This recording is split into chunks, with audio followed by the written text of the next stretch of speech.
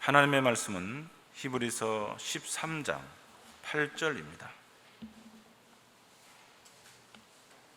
신약성경 369페이지입니다.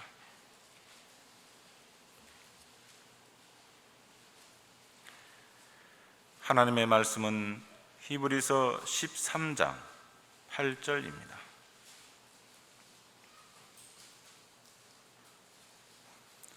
신약성경 369페이지입니다. 봉독하겠습니다. 예수 그리스도는 어제나 오늘이나 영원토록 동일하시니라. 아멘. 오늘은 히브리서 13장 8절에 근거하여 영원토록 동일하신 예수도라는 제목으로 말씀을 전하겠습니다. 이 세상에 존재하는 것들 가운데 변하지 않는 것은 아무것도 없습니다. 예를 들면 의자나 책상을 구입하면 처음 상태가 언제까지나 유지되지 않고 시일이 지남에 따라서 낡아져 갑니다. 이처럼 새 것이 헛 것으로 바뀌는 것은 이상한 것이 아니고 자연의 순리입니다. 산천도 변합니다. 논밭이 변해서 고층 아파트가 즐비한 신도시가 되고, 과거의 번화가가 세월이 지나자 낡은 동네가 되기도 합니다. 사람도 변합니다. 세월이 지남에 따라 젊고 아름답던 얼굴에 주름이 잡히고, 건강하던 몸이 쇠약해지고, 총명하던 기억이 무뎌집니다. 변하는 것은 우리가 끝까지 믿고 의지할 대상이 되지 못합니다. 요즘 사람들은 재물을 중요하게 여깁니다. 세상에 믿을 것은 돈밖에 없다. 그러면서 재테크에 몰두하죠. 그러나 지나고 보면 그런 생각이 지혜롭지 못했다는 것을 알게 됩니다. 잠언 23장 5절에 이르기를 내가 어찌 허무한 것에 주목하겠느냐. 정령이 재물은 스스로 날개를 내어 하늘을 나는 독수리처럼 날아가리라고 했습니다. 사람을 의지하는 것도 그리 곤장할 만한 것이 못 됩니다. 옛말에 곤불 10년이라는 말이 있습니다. 아무리 높은 권세라도 오래 가지 못한다는 뜻이죠. 10년 넘게 곤좌에 앉았던 사람들도 있지만 말로가 좋지 않았으며 그들을 의지하던 사람들도 덩달아 낭패를 당했습니다. 이사야 2장 22절 말씀 함께 읽겠습니다. 너희는 인생을 의지하지 말라. 그의 호흡은 코에 있나니 수에칠 가치가 어디 있느냐. 그러나 예수를 믿고 따르는 사람들은 절대로 실망하는 법이 없습니다. 왜냐하면 예수는 어제나 오늘이나 영원토록 동일하시기 때문이죠.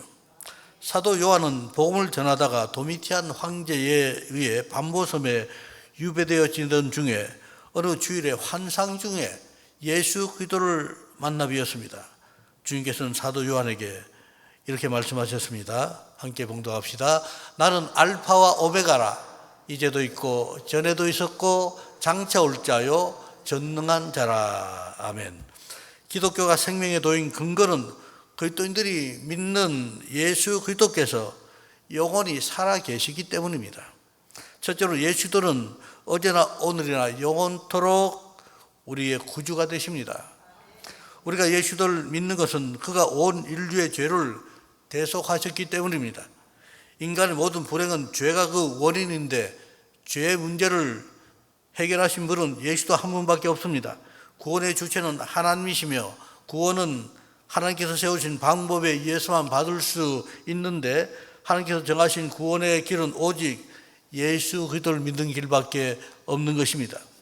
예수님께서 친히 말씀하기를 내가 곧 길이요 진리요 생명이니 나로 말미암지 않고는 아버지께로 올 자가 없느니라고 하셨습니다. 사도들 역시 이렇게 말씀합니다. 다른 이로서는 구원을 얻을 수 없나니 천하 인간의 구원을 얻을 만한 다른 이름을 우리에게 주신 일이 없음이니라. 아멘.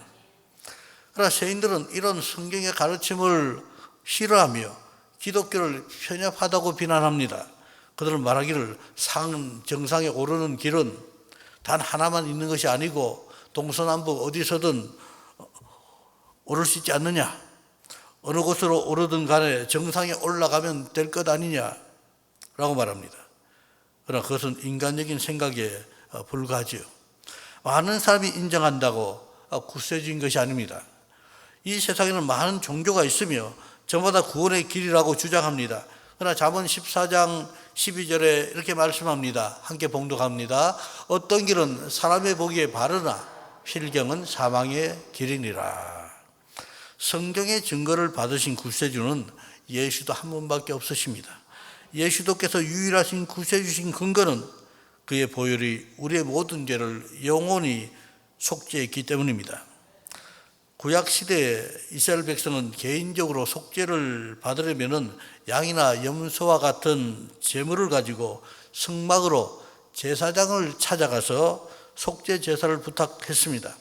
그리고 1년에 한 차례 대속죄일이 되면 대제사장이 백성의 죄를 속하기 위해서 짐승의 피를 그릇에 담아서 지성소에 들어가서 속죄 제사를 드렸습니다. 그러나 원칙상 짐승의 피로는 사람들의 죄를 온전하게 씻을 수 없었습니다. 왜냐하면 사람과 짐승은 존재적인 가치가 다르기 때문에 사람의 생명과 짐승의 생명을 동등하게 칠 수가 없는 것입니다. 그러므로 이스라엘 백성은 자기 죄가 생각날 때마다 제사장을 찾아가서 속죄 제사 제물을 드렸으며 이스라엘 온 백성의 속죄를 위해서는 매년 속죄일이 되면 대장이 제물의 피를 그릇에 담아서 지성소에 들어가서 속죄 의식을 행했습니다. 한 가지 기억할 것은 대장은 속죄일에 온 백성을 속하기 전에 먼저 자기 자신을 위한 속죄 제사를 드려야 했습니다. 이것은 아론의 후손 대장이라도 죄와 허물을 지니고 있었기 때문이죠. 구약시대는 매년 이와 같은 속죄 제사를 반복해서 드렸습니다. 이것은 구약시대의 제사는 예수도께서 드리실 제사에 대한 그림자에 불과했기 때문입니다. 그러므로 때가 이르자 하나님께서 짐승 제물을 바치는 제사를 금하시고 영원한 속죄를 위하여 새 제물을 준비하셨는데 곧 예수 그리스도이십니다. 시편 40편에 이같이 말씀합니다. 주께서 나의 귀를 통하여 들리시기를 제사와 예물을 기뻐 아니하시며 번제와 속죄제를 요구치 아니하신다 하신지라. 그때 내가 말하기를 내가 왔나이다. 나를 가리켜 기록한 것이 두루마리 책에 있나이다. 이 시편에 언급한 나는 메시아를 가리킨 거죠. 예수님께서는 자기 몸을 단번에 제물로 바치심으로 우리를 위한 영원한 속죄를 완수하셨습니다. 그러므로 예수를 믿은 성도들은 다시금 속죄를 위한 제사를 드릴 필요가 없는 것입니다. 그것은 예수님께서 자기 몸을 제물로 삼아서 단번에 영원한 속죄 제사를 드리셨기 때문입니다. 이에 대하여 히브리서 7장 27절은 이렇게 말씀합니다. 함께 봉독합시다. 저 대장들이 먼저 자기 죄를 위하고 다음에 백성의 죄를 위하여 날마다 제사 드린 것과 같이 할 필요가 없으니 이는 저가 단번에 자기를 드려 이루셨음이니라. 아멘. 9장 12절 말씀 함께 봉독합니다. 염소와 송아지의 피로 아니하고 오직 자기 피로 영원한 속죄를 이루사 단번에 성소에 들어가셨느니라. 그러므로 어제나 오늘이나 영원히 동일하신 예수 그리스도 안에서 받은 구원이 영원 불변함을 믿으시고 언제나 구원의 기쁨과 감사가 충만한 삶을 살아가시기를 축원합니다. 둘째로 예수들은 어제나 오늘이나 영원토록 우리를 사랑하십니다. 하나님께서는 죄는 미워하시되 죄인들을 사랑하시며 회개하고 예수를 믿어 구원에 이르기를 원하십니다. 한 번은 예수님께서 세리 마태의 집에 초대받아 음식을 잡수셨습니다.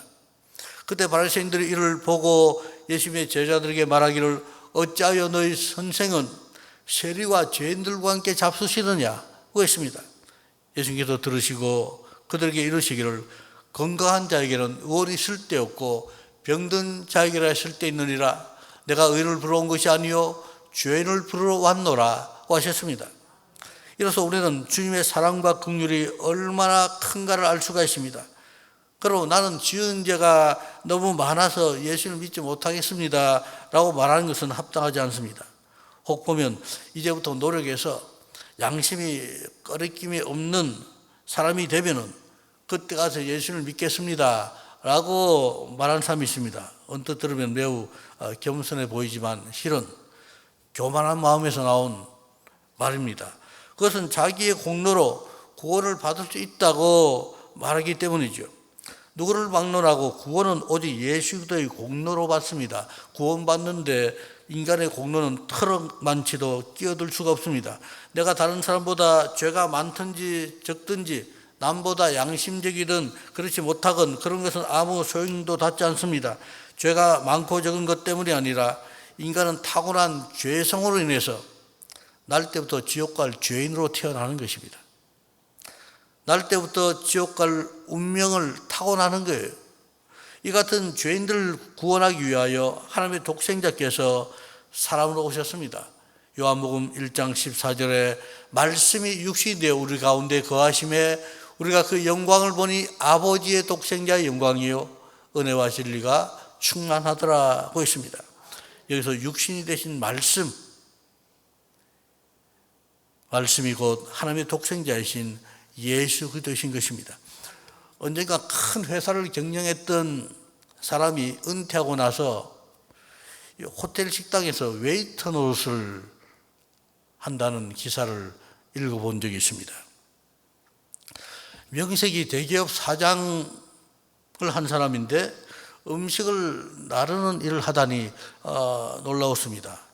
하물며 하나님의 독생자께서 우리와 같은 사람이 되셔서 이 땅에 오셨다는 것이니 얼마나 놀라운 일입니까? 주님께서 무엇 때문에 이 땅에 오셨으며 십자가 고난을 당하셨습니까? 그 이유는 단 하나, 하나님께서 죄인들을 사랑하셨기 때문이에요. 우리가 예수를 믿는 것은 이 같은 하나님의 사랑을 받아들이는 것을 의미하는 것입니다. 셋째로 예수 그리스도는 어제나 오늘이나 영원토록 우리의 치료자가 되십니다. 예수님께서는 치료자로 이 땅에 오셨습니다. 건강한 자에게는 의원이 쓸데없고 병든 자에게나 쓸데있느니라. 내가 의인을 부러운 것이 아니요 죄인을 부러 왔노라 하신 주님께서는 우리의 영혼을 치료하시는 영혼의 의사이십니다. 그러면 영혼이 병든 사람, 마음이 상한 사람은 예수께 나와 치료받아야 합니다. 선한 사마리아인의 비유를 보면 한 사람이 예루살렘에서 여리고로 내려가다가 강도를 만났으니 강도들이 그의 옷을 벗기고 가진 것을 빼앗고는 때려서 그만 죽은 것을 버려두고 갔으니 마침 한 제사장이 그 길로 가다가 그를 보고 피하여 갔습니다. 어느 레위인도 그곳에 이르러 그를 보고 피하여 갔으니 그런데 어떤 사마리아인은 여행 중에 거기 이르러 그를 보고 불쌍히 여겨 가까이 가서 기름과 포도주를 그 상처에 붓고 사매고 자기 짐승에 태워서 주막으로 데리고 가 돌보아주고 이튿날에 데나리온 둘을 내어 주막 주인에게 주면서 말하기를 이 사람을 돌보아 주시오. 비용이 더 들면 내가 돌아올 때 갚아주겠소 라고 했습니다. 이 비유에 나오는 사마리아인은 예수 그리스도를 상징하는 것입니다. 주막은 교회를 의미한다고 볼 수가 있습니다. 주님께서는 강도인 마귀를 만나 상처 입고 죽게 된 인생들을 구해 주셨을 뿐 아니라 교회에 맡겨서 보살피게 하셨습니다. 강도받는 사람이 주막에서 여러 날 상처를 치료받았듯이 예수를 믿고 구원받은 사람도 그 영혼이 완쾌될 때까지 지속적으로 치료받아야 합니다. 탕자에 나오는 아들은 아버지를 떠나 먼 나라에 가서 허랑방탕하다가 거지가 되어 돌아옵니다. 그가 아버지 집으로 돌아온 것은 성도들이 하나님 아버지께 돌아온 것을 의미하는 것이죠. 그러나 그 아들의 문제는 아버지의 집으로 돌아온 것만으로 해결된 것이 아니었습니다. 아버지가 그 아들을 동정하고 이해하고 용서하고 환대해 주었습니다. 아버지는 그 아들을 껴안고 입을 맞췄습니다. 좋은 옷을 입히고 신발을 신기고 손에 가락지를 끼우고 살찐 송아지를 잡아 성대한 잔치를 열었습니다. 그렇게 함으로써 아버지는 아들의 상처 입은 마음을 치료해 주었습니다. 이와 같이 주님께서는 구속받은 성도들의 영혼을 사랑으로 치료해 주십니다. 시몬 베드로는 예수님의 수제자였습니다. 주님의 부르심을 받았을 때 그는 배와 그물을 버려두고 주님을 따랐습니다. 3년 반 동안 충성을 다하여 주님을 따랐습니다. 최후의 만찬석상에서 주여 내가 주와 함께 오게도 죽는데도 가기를 준비하였나이다. 다 버릴지라도 나는 언제든지 버리지 않겠나이다 라고 했습니다. 그러나 그는 대장 관저의 뜰에서 한 여종과 경비병들 앞에서 3번이나 주님을 부인했습니다. 마지막에는 저주하며 맹세하고 부인했습니다. 그것은 그가 생각지도 못했던 일이었습니다. 시몬 베드로가 어찌 주님을 배반할 수 있단 말입니까? 절대로 그런 일은 있을 수가 없습니다. 그런데도 그는 마음에 없는 말을 입 밖에 내고 말았습니다. 그의 요구는 비참하게 핥히고 상처 입었습니다. 날개가 부러진 새처럼 되었습니다. 그런데 주님께서는 시몬 베드로를 버리지 않으셨습니다. 부활하신 주님께서 갈릴리 해변으로 제자들을 찾아오셨습니다. 전날 밤에 제자들은 시몬 베드로를 따라서 고기잡이에 동행했습니다. 시몬이 창고에 처박아 두었던 배와 그물을 끄집어내어 고기잡이 생활을 다시 시작한 것은 당시 그가 심한 좌절에 빠져 있었음을 보여줍니다. 예수님의 제자가 되어 사람 낚는 어부가 되겠다던 그 꿈은 이미 무참하게 깨어진 상태였습니다. 오늘날도 우리 주위에는 주님을 섬기다가 시험에 들어 주저앉은 신자들이 적지 않습니다. 주님께서 그들을 쓰러뜨리신 것이 아니라 그들 스스로 주님 때문에 시험에 든 것입니다. 좀 편하게 주님을 믿어보려다가 세상 유혹에 넘어간 사람도 있고 나태하고 게을러서 주저앉은 사람도 있습니다. 그러한 사람들의 영혼은 심히 공고한 상태에 놓여 있습니다. 흉년 만난 밭과 같이 삭막하고 마음에 기쁨이 없고 평안이 없습니다. 그런데도 제발로 주님 앞으로 나오지 못합니다. 그럴 만한 힘이 없어요. 그러나 그런 사람일수록 예수를 만나서 치료받아야 하는 것입니다. 주님께서 갈릴리 해변으로 제자들을 찾아가셨을 때 그들은 밤새도록 수고했으나 한 마리도 잡지 못한 상태였습니다. 빈배를 저 해변으로 나오는데 해변에서는 웬 사람이 제자들을 향하여 당신들 고기 잡은 것 있어? 라고 물었습니다. 제자들은 고개를 가로저으며 아니요, 한 마리도 못 잡았어 라고 대답했습니다. 그러자 그 사람이 그물을 배 오른편에 던져보라고 했습니다. 제자들이 그대로 했더니 그물에 고기가 가득 잡혔습니다. 이를 본 요한이 저분은 주님이시자 라고 하자 시몬 베드로는 바다에 첨벙 뛰어들어 헤엄쳐 나갔습니다. 그는 시간을 지체할 수 없었습니다. 해변에는 숯불이 피어 있고 그 위에 물고기와 떡이 놓여 있었습니다. 제자들은 말없이 숯불을 둘러싸고 앉아서 주님이 주시는 떡과 고기를 받아 먹었습니다.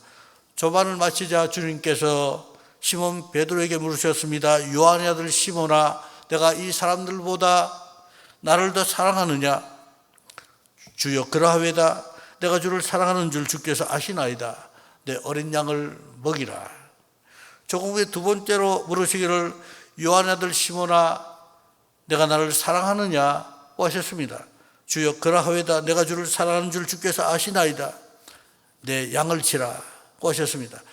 조금 후에 세 번째로 물으시기를 요한의 아들 시몬아, 내가 나를 사랑하느냐고 하셨습니다. 주님께서 세 번째 내가 나를 사랑하느냐 하시자 베드로가 근심하여 대답하기를 주여 모든 것을 아시오매 내가 주를 사랑하는 줄을 주께서 아시나이다 라고 했습니다. 이에 주님께서 그에게 내 양을 먹이라고 하셨습니다. 베드로가 세 번 주님을 부인하였는데 주님께서도 세 번 네가 나를 사랑하느냐 물으시고 세 번 사랑을 고백할 기회를 주셨습니다. 주님께서 이같이 배려하신 것은 베드로의 영혼의 상처를 치료하기 위한 것이었습니다. 영혼이 피곤하고 상처 입은 사람은 예수님께 대한 사랑을 고백함으로 상처를 치료받아야 하는 것입니다. 주님, 저는 주님을 사랑합니다. 그런데 그 사랑을 나타낼 힘이 없습니다. 그게 자신의 처지를 고백해야 합니다.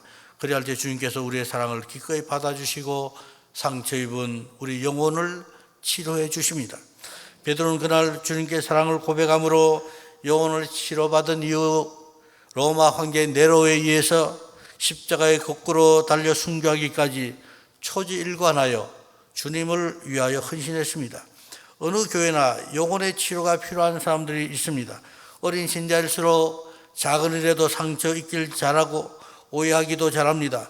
그런 말을 배우는 어린아이처럼 비틀거리고 자주 쓰러집니다. 그것은 조금도 이상한 일이 아닙니다. 성숙한 성도들은 그들을 사랑으로 보살필 책임이 있습니다. 그들을 방문해서 예수 사랑을 나타내야 하고 예수님이 그를 얼마나 사랑하시는지를 말해 주어야 하는 것입니다. 그의 약함을 동정하고 그의 오해를 이해하고 그의 무례를 용서하고 우정을 나타내고 먼저 화해 악수를 청하는 방법으로 사랑을 나타내야 할 것입니다. 그럴 때 그 영혼이 치료받고 건강한 모습으로 신앙생활을 할 수 있게 될 것입니다. 또한 주님께서는 우리의 병약한 육신을 치료하십니다. 질병의 치료는 메시아의 사역 가운데 하나입니다. 이사야 선지자는 메시아에 대하여 이렇게 예언했습니다. 함께 봉독하겠습니다. 그때 소경의 눈이 밝을 것이며 귀머거리의 귀가 열릴 것이며 그때 전원자는 사슴같이 뛸 것이며 벙어리의 혀는 노래하리니 이런 광야에서 물이 솟겠고 사막에서 시내가 흐를 것임이라. 아멘. 소경, 벙어리, 귀머거리, 안전병과 같은 장애나 운동병과 같은 질병은 의술로 고칠 수 없습니다. 그런데 이사야는 장차 메시아가 오셔서 이러한 장애와 질병을 고쳐주실 것이라고 예언했습니다. 이사야의 예언은 예수님을 통해서 그대로 성취되었습니다. 세례 요한은 옥에 갇혔을 때 그의 제자들을 예수님께 보내서 오실 그이가 당신이 오니까 우리가 다른 일을 기다리리까 라고 질문했습니다. 그때 예수님께서 대답하시기를 소경이 보며 안진병이가 걸으며 문둥이가 깨끗함을 받으며 귀머리가 들으며 죽은 자가 살아나며 가난한 자에게 복음이 전파된다 하라. 누구든지 나를 인하여 실족하지 아니하는 자는 복이 있도다 하셨습니다. 예수 그리스도는 어제나 오늘이나 영원토록 동일하시니라 하신 말씀은 주님께서 오늘도 만병의 대의사로서 우리의 육신의 질병을 치료하시는 분이심을 증거합니다. 오늘날 신학자들과 목회자들 가운데 신유를 부인하는 사람들이 있습니다. 그들은 말하기를 신유는 의술이 발달하지 못했던 초대교회 당시에나 있었던 것이지 오늘과 같이 의술이 발달한 시대는 더 이상 필요 없다라고 말합니다. 그러나 이는 인위적으로 하나님의 역사를 막는 불신앙이 아닐 수 없습니다. 또 그런 생각은 현대의술을 과신한 나머지 나온 말에 불과합니다. 현대의술이 아무리 발달했다 할지라도 나병균이 어떻게 사람의 신경을 마비시키는지 규명하지 못했습니다. 나병을 고칠지라도 이미 망가진 신체를 원래 상태로 돌려놓지 못합니다. 그것은 절반의 치료에 불과한 것이죠. 그런가 하면 아직도 의술로 고치는 병보다 못 고치는 병이 더 많습니다. 열두의 혈중 앓던 여인과 같이 많은 환자들이 의사들에게 괴로움을 당할 뿐이지 실제적으로 치료를 받지 못하고 있습니다. 이렇게 볼 때 의술의 발달을 핑계로 신유를 부인하는 태도는 크게 잘못된 것이 아닐 수가 없습니다. 말라기 선지자는 이렇게 말씀합니다. 함께 봉독하십시다. 내 이름을 경외하는 너희에게는 의로운 해가 떠올라서 치료하는 광선을 바라리니 너희가 나가서 외양간에서 나온 송아지같이 뛰리라. 아멘. 여기 의로운 해란 메시아를 가리킨 거죠. 예수 그리스도를 가리킨 것입니다. 말라기의 예언이 초대교회 당시만을 위한 것이라고 단정할 이유가 어디 있습니까? 우리는 성경에 기록된 모든 약속이 시대를 초월해서 모든 믿는 성도들에게 주신 것임을 믿어야 하겠습니다. 복음서에 보면 예수님께서는 공생의 상당 부분을 병자들을 고치시는데 할애하셨음을 알 수가 있습니다. 마태복음 4장 24절에 그의 소문이 온 수려에 퍼진지라 사람들이 모든 앓는 자, 곧 각색 병과 고통에 걸린 자, 귀신 들린 자, 간질하는 자, 중풍병자들 데려오니 그들을 고치시더라 했습니다. 예수 그리스도는 어제나 오늘이나 영원토록 동일하십니다. 주님은 지금도 믿음을 가지고 신유의 은총을 갈망하는 자들에게 치료를 베풀어 주십니다. 지금도 불제병에 걸려 의사들에게서 사형 선고를 받았던 사람들이 주님의 능력으로 고침받은 사례가 나타나고 있습니다. 그러므로 우리는 병고침을 받기 위해 꾸준히 기도해야 합니다. 그래야 할 때 우리의 질병과 연약함을 담당하신 주님께서 치유의 능력으로 우리 육신의 온갖 질병을 고쳐주셔서 건강하게 살게 해 주십니다. 또한 주님께서는 우리의 생활을 치료하십니다. 예수의 복음은 영혼의 구원과 육신의 질병을 치유하는 데 그치지 않고 한 걸음 더 나아가서 믿는 자들의 생활을 치료하십니다. 삭개오의 이야기는 그 대표적인 사례라고 할 수가 있습니다.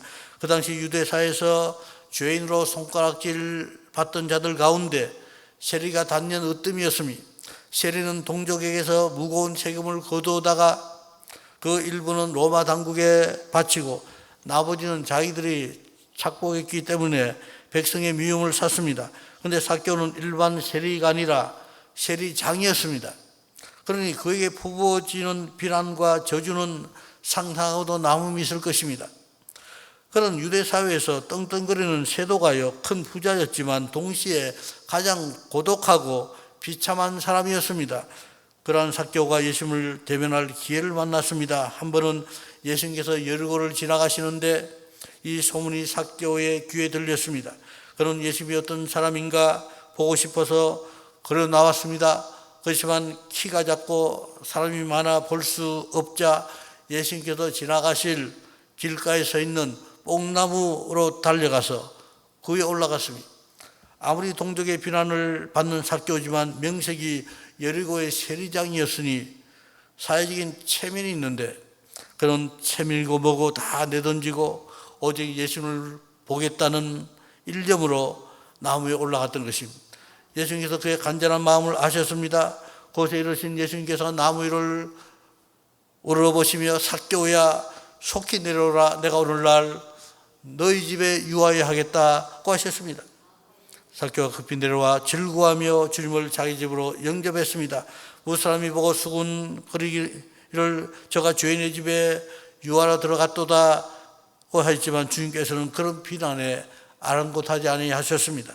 그날 주님을 집으로 모신 삭개오는 완전히 변했습니다. 그는 말하기를 주여 보시옵소서 내 소유의 절반을 가난한 자들에게 주겠사오며 만일 이것을 토색한 일이 있으면 4배나 갚겠나이다 라고 했습니다.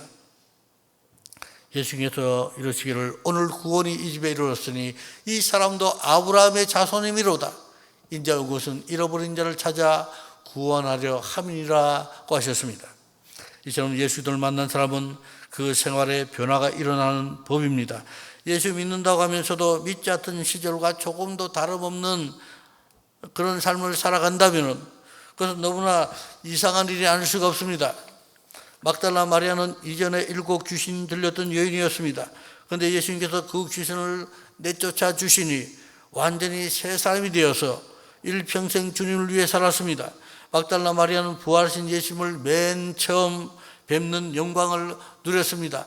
귀신 들려 폐인이 되었던 그녀가 예수님을 만나 그 영혼과 아울러 생활을 치료받았던 것입니다. 오늘날도 우리는 예수를 만나서 삶의 변화를 체험한 사람들을 얼마든지 만나볼 수 있습니다. 아니 우리 자신이 그 가운데 하나인 줄 믿습니다. 사형수가 회심하고 새 사람이 되고 도적이 변하여 선량한 사람이 되는 것과 같은 특별한 경우만 해당되는 것이 아닙니다. 이 변화는 우리와 같이 평범한 사람한테도 얼마든지 찾아볼 수가 있습니다. 무엇보다 예수를 믿으면 가치관이 변합니다. 이전에는 땅에 소망을 두고 어찌하든지 많은 재물을 모으고 재미있게 사는 것을 인생의 목적으로 알았는데 예수를 믿고 나서는 하나님을 섬기고 하나님을 기쁘시게 하면서 사는 것이 가장 귀한 줄 알고 살아가는 것입니다. 삶의 목적이 달라진 것이니 얼마나 큰 변화입니까? 이전에는 육신의 정욕과 안목의 정욕과 이생의 자랑을 위해 살았는데 이제는 영원한 천국의 상급을 바라보며 주의 일에 헌신하는 것을 낙으로 삼고 살아가게 되었으니 이보다 크고 놀라우며 본질적인 변화는 찾아볼 수가 없는 것입니다. 사랑하는 성도님들, 예수께서 어제나 오늘이나 영원토록 살아 계셔서 우리 가운데 역사하고 계신다는 사실은 우리에게 무한한 용기와 힘을 줍니다. 주님께서는 볼지어다 내가 세상 끝날까지 너희와 항상 함께 있으리라고 하셨습니다. 이제 성도님께서는 예수의 보혈로 속죄받고 하나님의 자녀가 되었습니다. 그런데 영혼과 육신과 생활의 전 영역에 걸쳐서 주님의 치료를 받아 누리며 이 복된 소식을 담대하게 증가하면서 살아가시기를 주의 이름으로 축원합니다. 하나님 아버지, 예수 그리스도는 어제나 오늘이나 영원토록 동일하시니 감사합니다. 세상이 아무리 악할지라도 주님의 보혈로 사신 성도들을 해칠 수 없음을 믿습니다.